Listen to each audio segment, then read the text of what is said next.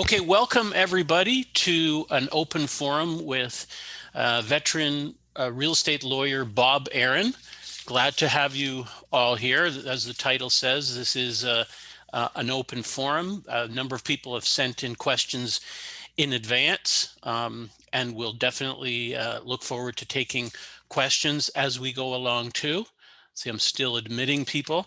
All right, so let me start off by introducing Bob Aaron to you. Um, Bob Aaron is a lawyer. He has written more than 600 title page columns for the Toronto Star, and I've gone through some of them, and he's a great writer, and it's really an incredible body of work. And I think all the articles, I didn't read all 600 of them, but many of them are on the website. So I would encourage you to check that out as well. Sometimes it's a great resource there, and we'll post the website and Bob's full contact information shortly. Bob's practice focuses on real estate law, specifically sale or rental, condominium, residential, rural recreation, offer to lease, commercial, and new construction. He's been qualified as an expert in real estate law in the Superior Court of Justice of Ontario, and that qualification was accepted by the Ontario Court of Appeal.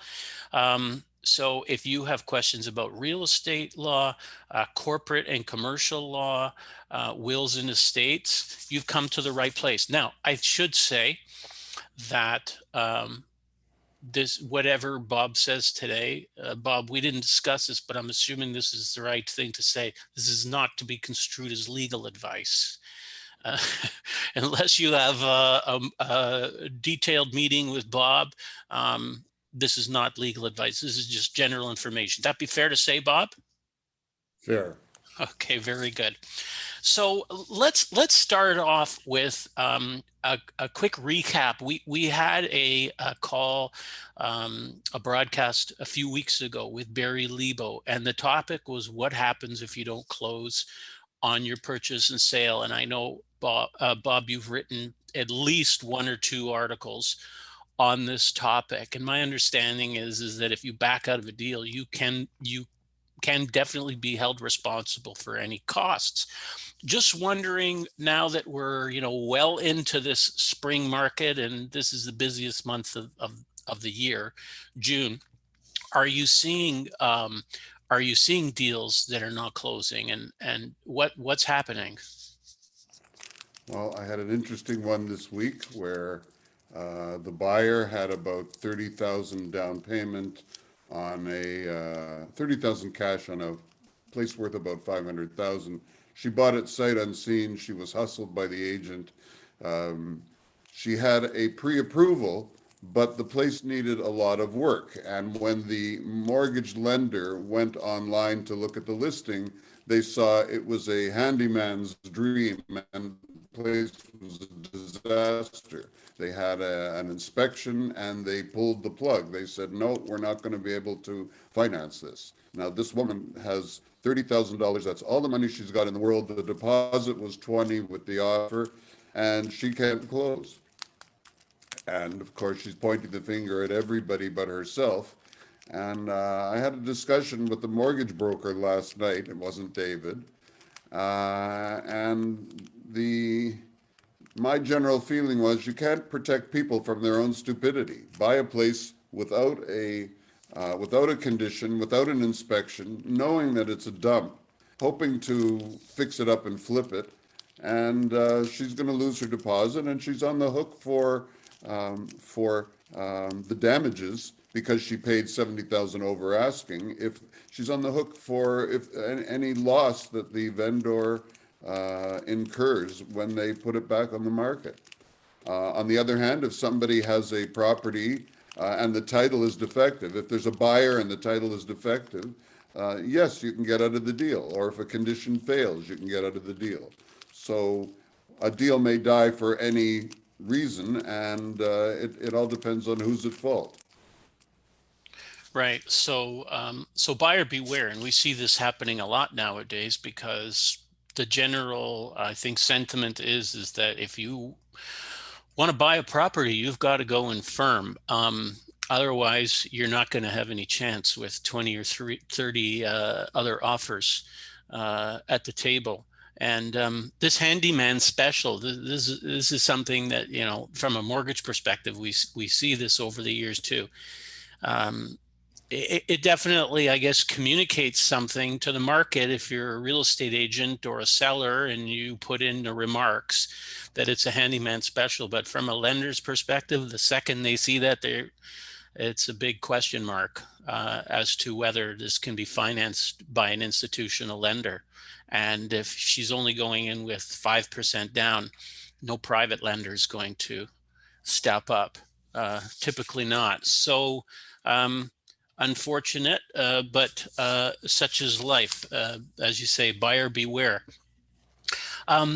I want to ask one more question about an article you recently wrote, and then we'll open it up to some of the people. We've already got questions coming in. You nowadays, people are buying cottages like crazy. It seems they can't wait to get out of the city. I know a friend of mine told me he was working on a cottage deal that somebody bought last year for 900,000 and change, and this year they sold it for 1.7. It was a waterfront property. Big demand, but I think you wrote a couple of articles about the shoreline and not, you know, certain assumptions cannot be made. What do people need to look out for, Bob, and what are the implications of not owning your shoreline, and how often does this happen? In many Ontario lakes, there is a 66-foot government-owned shoreline between the end of your lot and the high water mark of the lake. And often that is owned by the local municipality. These things go back to the 1800s. Some municipalities will sell it and some municipalities won't. And that means that if you have a cottage on the shoreline or a boathouse or even a dock that's sitting on a municipally owned 66-foot shoreline road allowance, you don't own it. There was a court case some years ago where 95% of the buyer's cottage was sitting on the 66-foot shoreline. And the buyer went to court and said, hey, I want to rescind the deal. I want to reverse it. I want my money back. I want to give you the property back. And the judge said, sorry, you didn't get a survey. You take the risk. Too bad. There's other cases where somebody has filled in the shoreline. This happened on Lake Simcoe, where a client of mine was buying a property and the survey showed a chunk of land, a huge chunk of land in front of where the title ended. And that was done years ago, where somebody just brought in a bulldozer and filled in part of the lake. And the front many feet of the lot were sitting on the bed of Lake Simcoe, which is, of course, owned by the Ontario Crown. So you got to be very careful what you buy, and I think it's very important to get a survey or at least look at the plan of subdivision and find out where the lot ends and where the lake begins and see if there's anything in between. And if you don't own that, so I mean, I would assume obviously you can't build on it if you don't own it, but is there any reason why you couldn't use that still the shoreline for a recreation or what have you? Oh, you can use it, but so can members of the public. Mm, And that's the problem. You right. wake up one day and you find a tent and a bunch of campers sitting on your front lawn. Mm-hmm. Right. Okay. Interesting. So, so get a survey. Title insurance is not going to protect you against everything. All right. So let's open it up. There was a question. I know Mike Evans had at least one or two. Mike, do you want to start with one of the questions that you have? I'm just asking you to unmute now. Okay, Bob, I'm a mortgage investor, and I invested in a couple mortgages in November 2019, and the mortgagors never paid any interest. They paid with a couple NSF checks. And then I contacted them when I got the first ones, and they said they're going to bring me the cash. They never did. Then my lawyer proceeded like with a power of sale, and they were served back in March of last year. Of course, with COVID, everything shut down. And then they were served again in November, and we did get a power of sale, and the sheriff evicted them in the 14th of December last year. Now, we sold the property in February, and now they've come back and they don't want to pay any of the fees. They're disputing all the fees. Although Who's they? originally, they had 4 lawyers involved. Their first lawyer okayed the fees, and they signed an okay that they were okay with them. Their second lawyer on a takeout mortgage, for some reason it fell apart. The admin fees were on there. It still okayed them, no problem. Then they got a third lawyer after it was sold. They wanted to get another mortgage before the new purchaser took over. And that lawyer was okay with the admin fees now. Now, months later, they've hired a fourth lawyer who wants to come after me for the admin fees. What are your remarks? What did you mean? The admin fees? Didn't you take the admin fees out of the proceeds of the power of sale? I got the admin fees, yes. Okay, so you've been paid on the sale under power of sale. You got all your money and the admin fees. That's correct. Okay, and is the owner now suing you? They've hired a lawyer. They haven't started. They're threatening to sue me. They're questioning all the admin fees. Well, I mean, it depends what's in the terms of your original mortgage. If the mortgage allows the admin fees, if the mortgage allows the admin fees, you can get them. There was a case, I think it was in the Court of Appeal a little while ago, called Parcel, Parcel, with periods in between, Parcel versus Aquaviva, and it seemed to severely limit the ability to collect admin fees and penalty fees. But the problem is these people are making a lot of noise, but if they're going to start an action against you, they're going to have to pay their lawyer 10 or 20 grand in retainer up front. And it sounds like if they lost the property under power of sale, it sounds like they're just making noise rather than actually intending to sue you. They can make noise. That's why they're going to 4 different lawyers, because nobody wants to take this on a contingency basis. People who make noise about litigation have to come up with cash, and it's cheap to make noise, but it's expensive to start litigation. So until you actually see a statement of claim in the Superior Court, they're just making noise, and it's probably a bluff. My lawyer said that in the mortgage, it says they have to pay all the fees. So if they come after me, the lawyer hired to defend me, well, they will have to pay for it. Is that correct? Yep. Mike, you had another question too, right? About a deal. That's correct, yes. Okay, do you want to ask the second question? Okay, this is completely different. Like I said, I'm a mortgage investor. There was a property sold in Innisville, a building lot that was to close on May the 14th.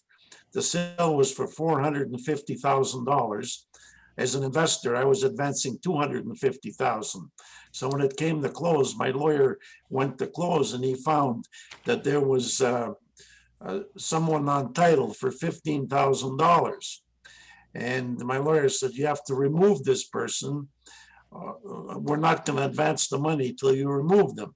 So the other lawyer said, give us the money and we will give you, we'll say we'll take care of it. My lawyer said, no, you get the person removed. So now over a month has gone by and the first payment was due on the 14th of June. Remember, my lawyer still has the money in his account, and the mortgage broker went after the mortgagor and was able to get me 1 month's interest. Now, I've been told that they don't want to go, they can't go ahead with it because they can't remove this person Although the person's on the mortgage for only $15,000, they're asking for 50% of the sale price. What are your comments? Well, first of all, whatever claim this $15,000 person had, that's between him and the owner. If they can't resolve it, it looks like your deal is dead and you should pull the plug and get your money back from the lawyer. Okay, That thank deal's you. not going to close. Okay, very good. Thanks, Mike, for your questions. Thank Okay, very good. So we had a question that came in a couple of days ago from Pearl Madeline Caramelis. She's a licensed paralegal, and it's a bit of a long question. So I'm going to just relay the kind of essential component. Through COVID, some landlords have been unable to collect rent. And obviously, for some, that can be very distressing. So the first part of the question is, what can landlords do? And the second part of the question is that Pearl is working with a group who wants to sue the Ford government because Ford said, told people to go ahead and negotiate with your landlord. What other service do they expect for people to give for free? Comments, Bob, thoughts? You want to sue the Ford government? Get in line. A lot of people want to sue the Ford government. The problem is you're going to have to come up with big bucks. You're suing somebody with deep pockets. You're suing somebody with unlimited pockets, and you want to sue the Ford government?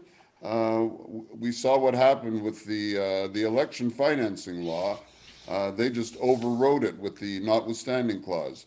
Anybody who wants to sue the government because they're treating landlords unfairly, you better come up with maybe a retainer of 50 or 100,000 just to start the lawsuit against the government.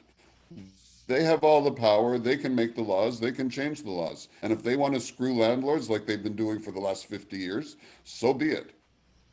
What can a landlord do? I'm not sure a landlord can do anything. I'm a small landlord, or rather, I'm a landlord of small properties. It goes with the flow. Sometimes you make money and sometimes you lose money. One possibility is that you're not going to like this, but you go to a tenant who's in default and you say, how much money would you like to take to move out? And you bring a shopping bag full of $100 bills, and you start putting them on the tenant's table. And when the pile is big enough, the tenant moves. Does that make sense financially? Yes. Does it make sense economically? Yes. Does it make sense psychologically, emotionally? Absolutely not. You're paying somebody to get out. You're paying somebody to get out who is already in default. There's no answer to that except maybe to wait them out, and I see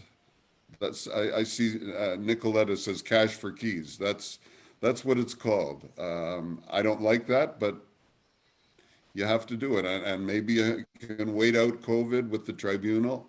There's no real answer. As landlords, we are subject to the laws. Nobody planned for COVID. Let's look at the flip side. While your tenant has been sitting there during COVID and not paying rent, your property has escalated in value by, I'm not sure the numbers, but what, 25%? Depends on the municipality, 30%, 38%. So even if you have a tenant who is not paying for the last year, you're making it up on the COVID, I'll call it the COVID bounce. So there's a good side and a bad side. Yeah, that's a good point. I guess from a cash flow management standpoint, it could cause people a lot of grief. But you make a good point there, Bob. Property owners have made very good money through the escalation of real estate values. I have a question Terry Wallman sent to me. Let's try this one on for size. Owner of property deceased, Mortgagee has taken possession. Adult children of titled owner want to remortgage to save house. How to mortgage without probate? I thought Josh was sleeping. Was he not sleeping? Well, at 7:30 he was sleeping. Somebody needs to mute. I just muted them. Okay. Well, there are ways to avoid probate. One way is if the owner has died more than 3 years ago, you can transfer title directly to the beneficiaries without probate. Another way is if the property is original registry and it's still and it was converted to land titles from registry, and the current owner bought the land while it was in registry, you can avoid probate. I've done a lot of these avoiding probate. So you avoid the 1.5%, which the government invites you to pay. And you can avoid the huge delay, especially in Toronto, in getting probate. I have one now that we're into month 15 after applying for probate. And it's just driving us nuts. So, so the adult children cannot refinance unless they can get title in their own names. And mortgagee in possession, I guess the adult children could buy out the mortgage and use that old mortgage to refinance, but Terry, it's a problem. Yeah, it is definitely a problem. Okay, so thanks for that question, Terry, and thank you, Bob. Okay, before we forget about the question, let's get one comment. We have a comment here from Buba, who is the chair of the Solo Landlords Inc, representing the small landlords. I don't want to spend too much time on it, but do you want us to give us a quick comment on this before we move on from that subject? I guess this is regarding suing the Ford government. Boubacar, do you want to give us a quick comment on that, please? Yes, a quick comment, and we are a brand new small landlord organization who just came into the scene last summer during the LTV ban. I can tell you, and we are making a lot of progress because we are representing small mom and pop landlord, and we already have managed to get in contact with the LTV. What we are trying to say is you kind of have a different view on what Mr. Aaron is saying. We don't sit down and then they just complain. There is nothing we can do against the government. There are plenty of things we can do. We have the court of public opinion. And the main issue is, although the government has the right to make a decision to protect the tenants, there is one big issue here, which is small landlord have been forced to house people for free, which is the government job to house people. There is no compensation. All compensation has been given to worker, to big corporation, to transportation company, to artists, to NGO, to farmer. Nothing for the small landlord, who some of them have had non-paying tenant for 12 months, 18 months pre-COVID. So basically, watch us out, and we will make some progress, and we will get some type of compensation. The government is aware that we're going to be maybe suing them, and we can take on them. And we are raising funds to get the retainer for the lawyer. Thank you. Thank you. Here's the problem. Yeah. Even since the Bill Davis days of the 1970s, there's more tenants who vote in Ontario than there are landlords. Yeah. End of story. The government is pro-tenant, and it's never going to change. It's never going to change. When we became landlords, we have to take the good with the bad. And if you have a non-paying tenant, you gotta suffer with it. And suing the government is a non-starter. It's not going to happen. Okay, Bob. Thanks for your comment there. So let's get back to. There's another question that came in the other day from Anthony Fernandez about probate. He says, when is probate not necessary, or can a person prepare his or her estate to be divided by the beneficiaries all in agreement before his or her demise so as to avoid probate and associated time and expense? Okay, well, of course, you could always transfer property, bank accounts, whatever. You could put it in joint names with your kids. That creates its own set of problems. It solves one problem of transfer on death. It creates another problem, a serious problem, where it exposes the property to the creditors of the child, of the beneficiaries. So if the child gets in financial trouble, the property is at risk. If the child and the parent have an argument and the child says, I'm not going to consent to refinance, I'm not going to allow you to sell, my phone's ringing. I want my money. And it's not going to happen. It presents problems. If the titled child goes bankrupt, has a matrimonial problem, has creditors coming after them, it creates problems. So there are benefits and there are risks to having property jointly in the name of the parent and the child. So that's number one. There are other ways to avoid probate, which I alluded to a few minutes ago. Number one, if you bought the land when it was in registry, you can sell it without probate. Or if the owner died more than 3 years ago, you can sell it without probate. This does not apply to condos. It does not apply to properties that were originally in the land title system. So there are some ways around probate, but we're stuck with it. The problem, of course, is the 1.5% that the government squeezes out of you, and on $1 million property, that gets to be very expensive.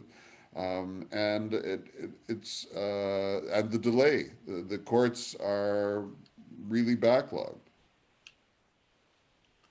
Okay, very good. Thank you. Thank you for that, Bob, and thanks, Anthony, for that question.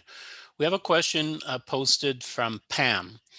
She says, what happens when a tenant dies? How can you remove personal contents quickly to rent next month? Can you ask for rent money for what is left in the lease while you wait for the family to remove the contents? I think there's a provision in the Residential Tenancies Act that says the tenancy is over when the tenant dies.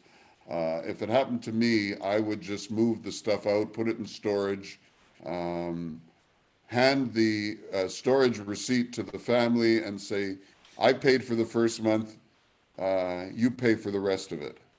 And then you take over. You empty it out and sell it. Okay, gotcha. Sorry, re-rent it, empty it out and re-rent it. Okay, very good. Thank you. Question from Nicolette. If properties are owned in a corporation where the children are also directors of the corporation and the president of the corp, a parent, passes, are there any issues with that in terms of taxation? I'm not a tax lawyer. It depends on the share valuation. It depends on the capital cost allowance that has been set up. That's really a tax question. So I think the answer is there is probably a capital gains tax on the shares of the parent in the corporation. But don't take it from me because I'm not a tax lawyer. I don't want to be a tax lawyer. I refer everything to my own tax lawyers. Thank you. Okay, thanks.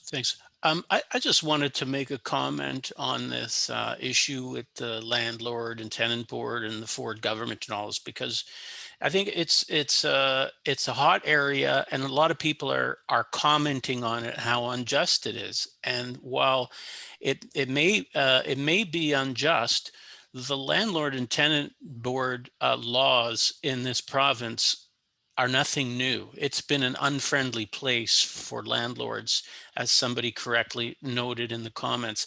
It's nothing new. And my feeling is that if you want to become a landlord, there are certain risks that go along with that. Yeah, you might be upset at the Ford government because he said negotiate with the landlord.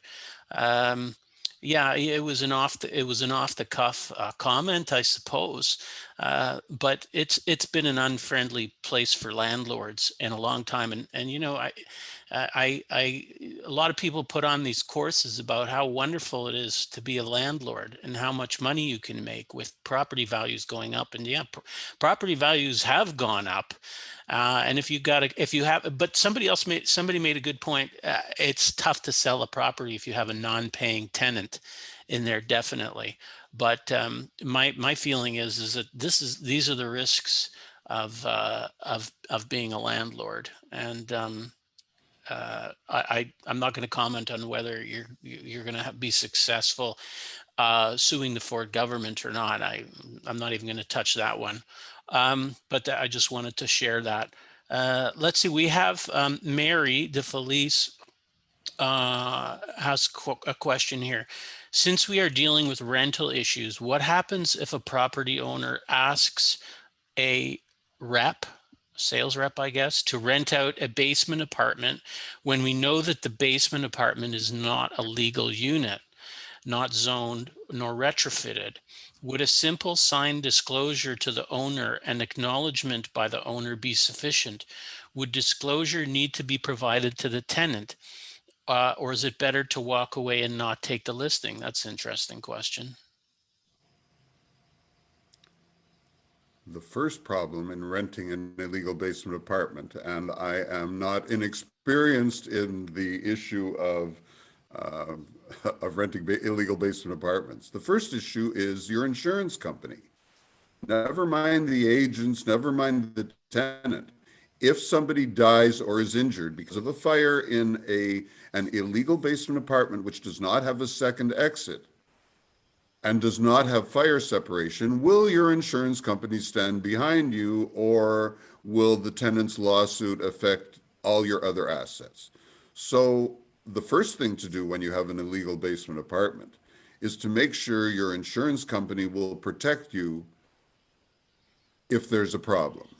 And from personal experience, I have disclosed to my insurance companies in the past, I don't have any anymore, I have disclosed that the basement apartment is illegal, may not comply with fire code, and they say, okay, we'll charge you a higher premium, but you're covered.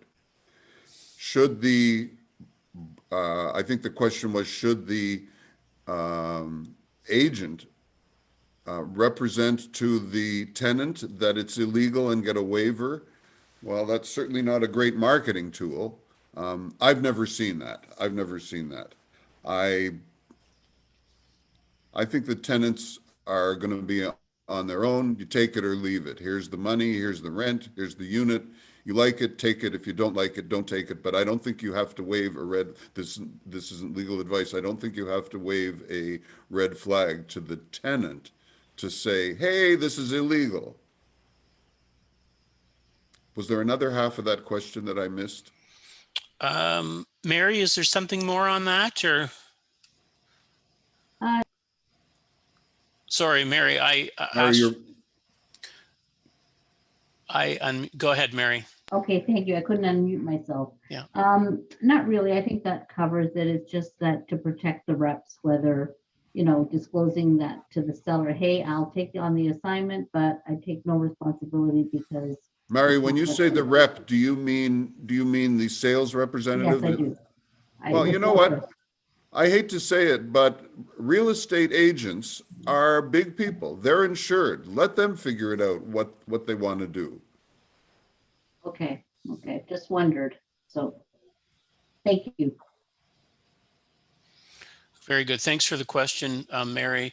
Interestingly enough, that with our B lenders, from a mortgage broker perspective, B lenders will consider income from a non-legal basement apartment.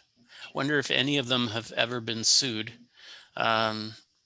for sort of supporting illegal tenancy or illegal apartments.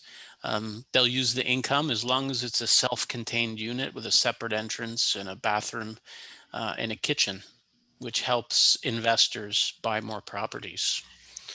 Okay, more questions. We have lots of questions coming in here. There was one for Robert Buckler. Robert, do you want to ask your question? I can't find it right now. Are you with us somewhere? Robert is a real estate agent and a property manager. Yeah, I'm just feeling bad for Aaron here. Hi, everyone. I'm a realtor as well as a condo manager and property manager. So I just think that it's, we have to be compliant. I'm just a little bit surprised by the questions. Are we trying to circumvent the law? I'm sorry, maybe I'm being a goody two shoes here, but I don't feel comfortable if I get a seller or who has an illegal basement. I say, thank you very much. I'm not interested. The tenant can easily make huge problems for the landlord. The fire marshal, not pay rent, call the fire marshal, get an order for compliance, get the city involved. Those kind of cases happening where the city fines the landlord because the tenant called the city and said they're not in compliance with secondary suites, which are illegal in many jurisdictions. So I just really frustrating to get these questions. I thought we're all professionals here. I know there are investors on the line, but for realtors and others who are licensed, I really am a little bit taken aback. I'm sorry to come across this way, but that's just me. Well, my understanding is that a very high percentage of secondary units, let's say in Toronto, are actually illegal apartments. So I think this is just reality, and there may be risks, but that's the reality of it. Bob, thoughts? Well, there are degrees of illegality. So I once had a unit which was missing a railing down the staircase. That was all that was wrong. It was missing a railing. Was it illegal? Yeah. Did I fix it? Yeah. Was it cheap? Yeah. Did I bring it into compliance? Yes. Then there's the apartments, the basement apartments without a second means of exit. So if there's a fire on the stairwell, somebody's going to get fried in the basement. There are apartments without the right ceiling height. There are basement apartments without the proper fire code regulation, the fire code separation. So there are degrees of illegality. And then there's the units that don't comply because there's too many square feet of living space per the lot. So I mean, there's a lot of problems in legalizing these places, but the city's on the horns of a dilemma. Do they want to enforce? Yes.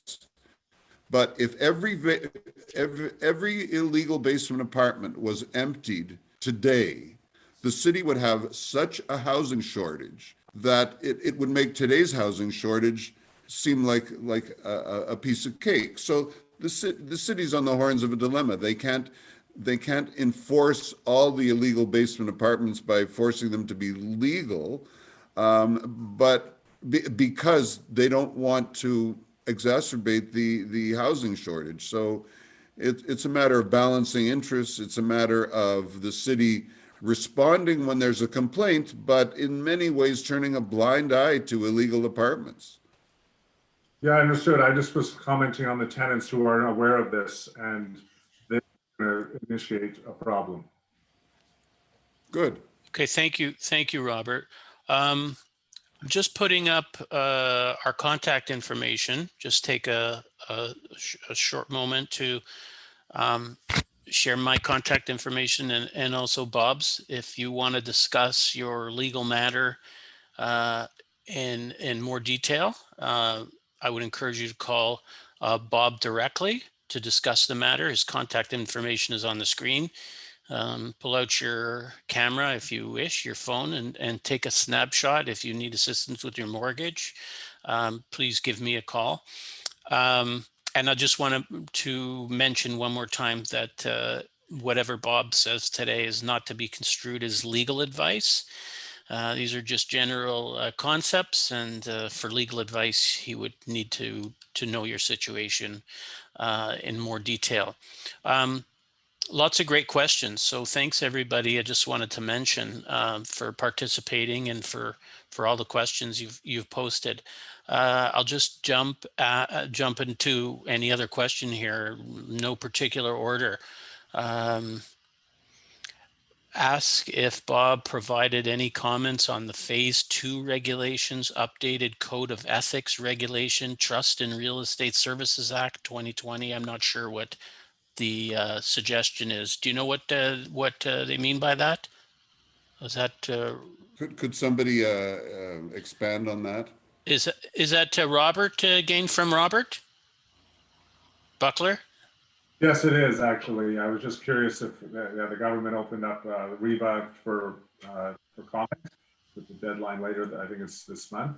I'm just wondering if there's a REBA code of ethics proposed, and there's a deadline I think later this month. I was just wondering if you typically comment on these drafts.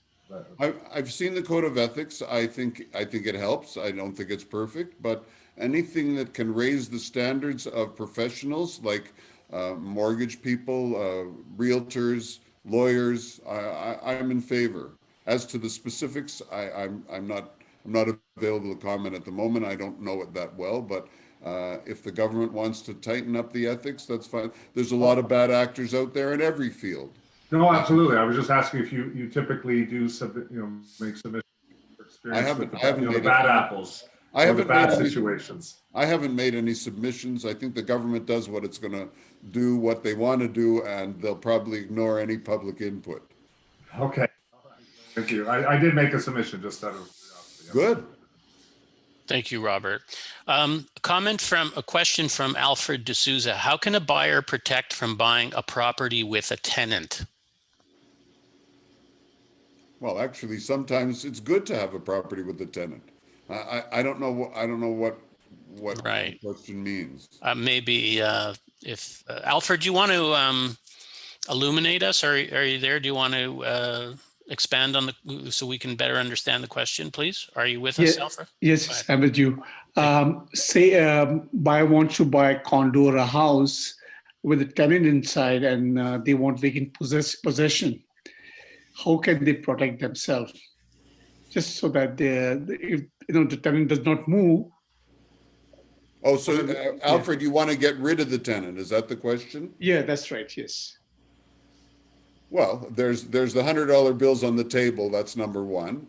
If you want to get rid of the tenant for the purpose of increasing the rent to a new tenant, that's not going to happen. If you want to get rid of the tenant because they're in default, you can do that. If you want to get rid of the tenant so that a family member can move in, yes, you can apply to the tribunal, but it may take a year to get through it. And then the tribunal is going to say, well, either we believe you or we don't believe you, and it's up in the air. The best thing to do is if you want to buy with the tenant in there, take the risk. If you want to buy with a vacant unit, don't buy that one, buy somewhere else. Thank you, Bob. Alfred, does that answer your question? Okay, very good. Yes, Question. thank you. Thanks, Alfred, for the question. Linda Wong. Linda has a question. Linda, do you want to just ask your question? Sure. Okay. Thank you. Last year during the pandemic in the summertime, all the rentals came down. So the lease was up for renewal in July. The tenant requested a 20% reduction in the rent. The landlord complied, so it was $400. It was written in the renewal as a discount of $400. So this July, can we go back to the original rental price? Because that's really not an increase. I know we're not allowed to increase the rent this year. Well, I think there's a good argument to say that if the amount of money the tenant has to pay on a monthly basis increases, it's a violation of the prohibition. They paid $2,800 for the original lease. Last year, because of the pandemic, it was reduced to $2,400. So really, there's no increase from the original rent. Yeah, but there's an increase from the rent being paid currently. So I think you're at a serious risk. I see Terry Wallman says the rent should be deferred and not decreased. That's a good idea, Terry. But I think if the amount of money the tenant has to pay increases this year from 24 to 2,800, that's a prohibited increase. I But think we're that's, allowed I to think, increase and, I yeah, think that's what the 0. LTB would say. Ah, okay, okay, thank you. What does it mean by defer? You said defer is a better idea. Delay it. Terry, do you want to chime in? Defer, just like all the banks had deferred the mortgage payments for the initial 9 months of the lockdown. Deferring just means you say to the tenant, and you do it in writing preferably and have them sign to it, that even though they still owe you the same rental amount, you are willing to wait until some future date for them to pay that deferred amount. So if you had a $1,000 rental normally and you're reducing it down to $800, the deferral is $200. They still owe it to you. They still owe the $1,000 a month, except you will accept 800 with the 200 to be paid at a later date. I understand. Thank you for that explanation. Thanks for the question, Linda. Thank you, Terry and Bob. Adele is wondering if there are insurance companies that will insure a legal basement apartment. I don't know if anybody wants to mention if they know of one just to help Adele out. Mine Bob, did. or okay. Mine did. And do you want to share the name of the company? Do you call which? I don't remember. The brokerage is Firstbrook, Cassie, Anderson. I think they're on Yonge Street. But I think any, if you make full disclosure, I don't see why an insurance company won't insure it. Okay, thanks, Bob. If anyone has any other experience with that, feel free to type in the comments if you can help Adele out with that. Robert Eade asks how to get rid of a tenant. I guess we're back to the $100 bills. Yep. Money talks, and I suppose if you want to sell your property, you can, and you've made that money, you can always pay the person off, and hopefully you'll still have made a profit.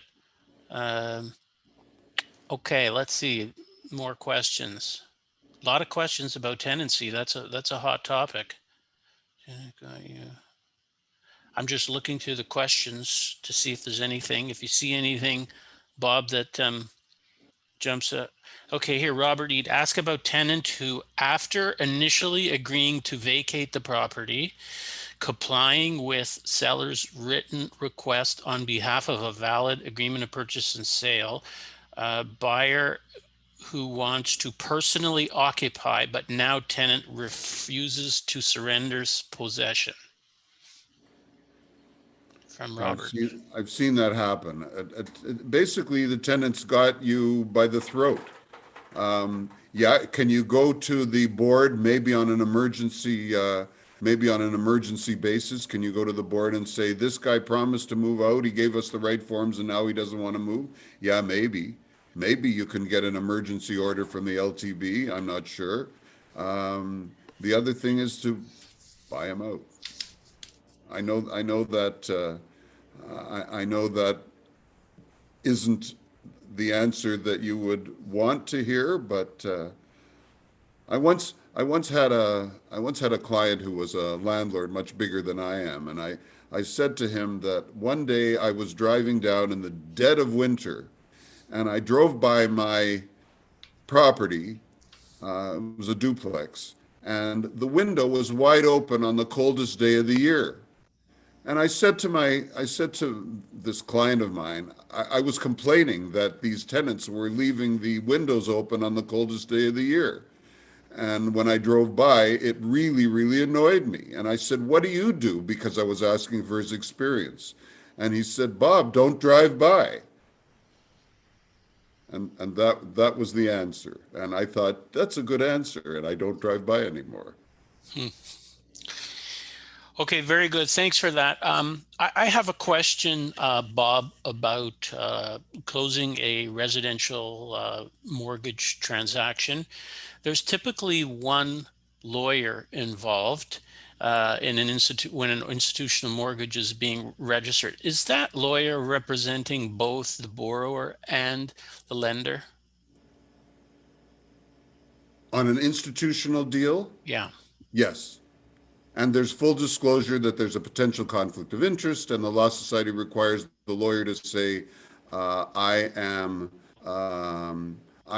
acting for a borrower and lender. I cannot keep secrets, and I can't take sides in the event a dispute arises. Okay. On a private loan, you need separate finance. You need separate representation. Right, unless if the mortgage is under 50,000 on a, to your knowledge, is there still an exemption where Yeah, one there's an lawyer? exemption under 50,000. Right. However, the lender may still choose to, or may it still insist. I know I dealt with a lender once on a small loan, and he said, "No, I want them to have independent legal representation or independent legal advice." Is there? Well, I mean, is there a big difference between independent legal advice and independent legal representation? Yeah,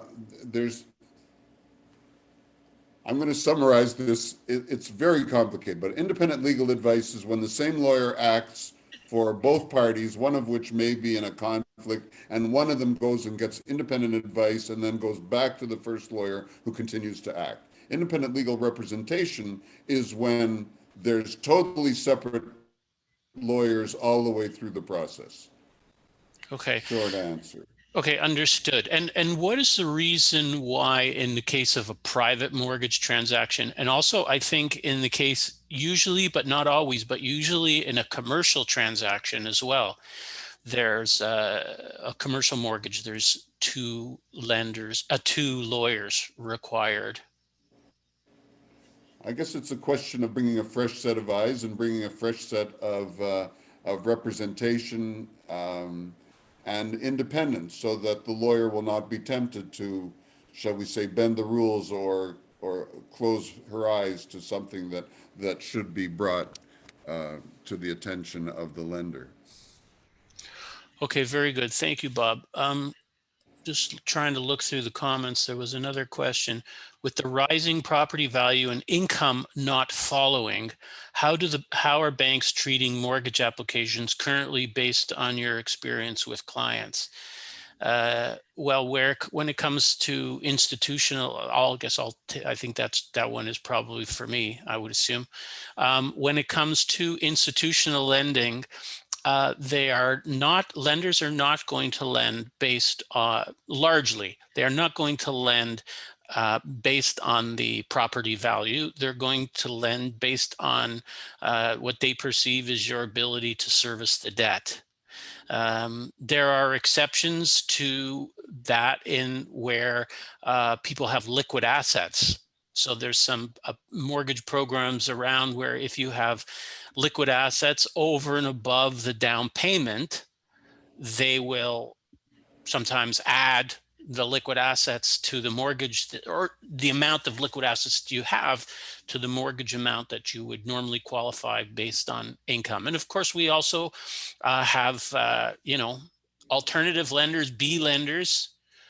We have C lenders, we have private lenders who will lend based on the equity, but private money is usually short-term money because it's not usually sustainable to pay private lenders on a mortgage unless it's a rental property and you're generating some amazing income from that property. Let's say it's a short-term rental or something where the income is exceptionally high, but typically private money is short-term. So the other ways that people are mitigating these high prices and trying to acquire properties at higher prices is also getting assistance from co-signers, guarantors who are willing to go on title or who are willing to guarantee the loan, help with gifts to increase the down payment. But institutional lenders, they want to know that you're going to be able to service the debt. They're not lending for any other reason. Let's see if we have any other questions. It's about 10:26 now. I will post once again this Bob's and my contact information. It's right there. So again, if you want to contact Bob for legal advice, because I'll mention once again that all the comments made by Bob are not to be construed as legal advice. During today's session, contact him directly if you would like more information about any matter and if you need assistance with a mortgage. Oh, and one way to get around this issue of if you want to be a property owner and you don't like the Ontario tenancy laws, you can buy properties in other provinces, specifically in the prairies. And if you want to invest passively, I actually just invested myself in an apartment REIT called Avenue Living that owns apartment buildings in the prairies, and they are not subject to landlord and tenant laws, the same restrictions we have here in Ontario. So if you'd like more information on that, please contact me. We have time for just one more question. If anybody has a question and wants to unmute themselves, and then that's it for today. Bob, do you have any final thoughts? No, I just want to thank you, David, for running this. A great session. I see some nice comments at the bottom. So thank you for running this. It's been fun for me, and I hope everybody's enjoyed it. Okay, thank you very much, Bob, for participating. I know how busy you are. This is probably one of the busiest weeks of the year. Tell me So about it. appreciate you taking the time out, and it's really wonderful to have all of you join today. It was a great turnout and lots of great questions. So we thank you very much for joining us. Pearl, did you have a quick question? Yes, thanks. I don't mean to hijack your meeting. I just wanted to say that, you know, you don't have to buy properties in other provinces. You don't have to pay cash for keys. There is a class action suit that's been launched to change the RTA, speed up the LTB, get compensation that other businesses got through COVID for residential landlords. If you want to call me, I'll tell you how to join that. I'll give you my cell phone number even. It's 647-858-5981. Okay, thank you very much. Thank you, Pearl. Chuck has a question. Okay, sorry. Yes, go ahead, Chuck. Sorry about it, Bob and David. Thanks a lot.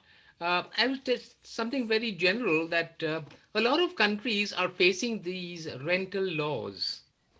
And I have myself worked in about 6 or 7 countries even before becoming a citizen of Canada.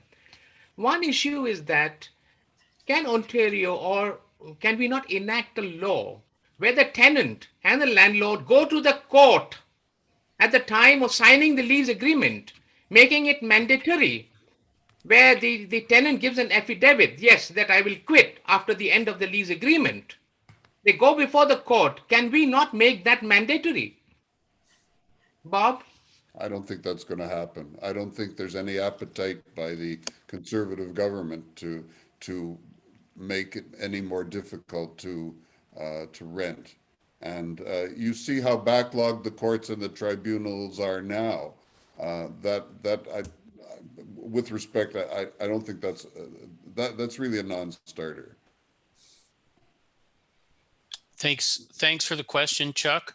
And Bob, very much. Thanks again for participating today, and thanks to all of you. It was a lot of fun, and we hope to see you at one of our upcoming events in the near future. Have a great day, everybody. Take care. Bye. Thanks. Bye-bye.